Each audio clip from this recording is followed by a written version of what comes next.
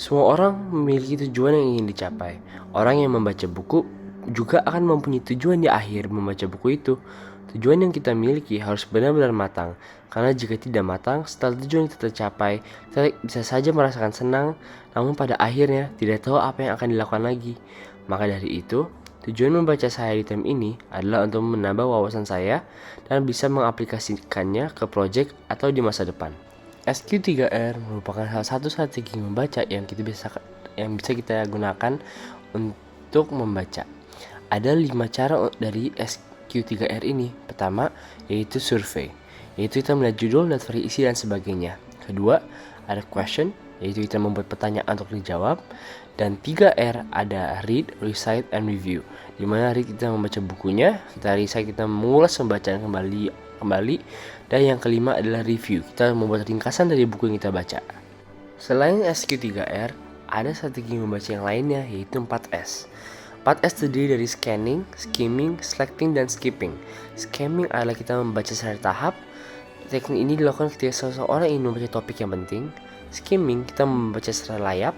Teknik ini kita hanya membaca ide pokok atau intisari dari bacaannya.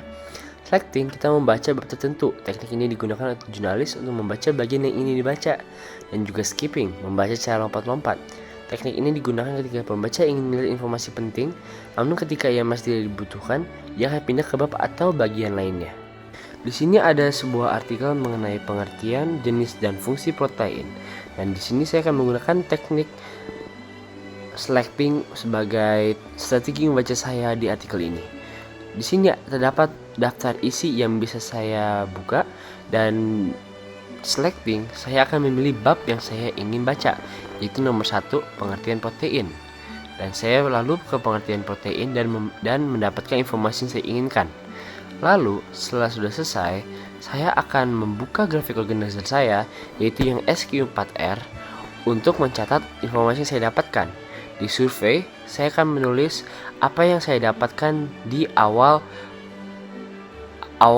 dari artikel tersebut, seperti foto-foto atau judul dan selainnya. Lalu saya membuat pertanyaan, yaitu apa itu protein, dan saya baca dan saya mencatat apa yang saya dapatkan.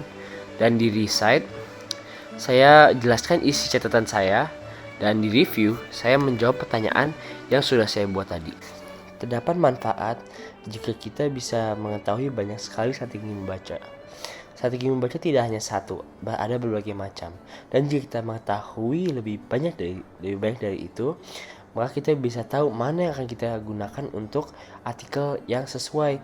Jika kita ingin mencari sesuatu yang baru, kita bisa menggunakan strategi membaca yang A, atau mungkin kita hanya ingin mencari informasi tertentu dan kita bisa menggunakan strategi ini. Itulah mengapa kita harus mengetahui lebih dari satu strategi membaca, sehingga kita bisa mendapatkan apa yang kita ingin dapatkan dengan lebih mudah tanpa harus membaca semua artikel tersebut.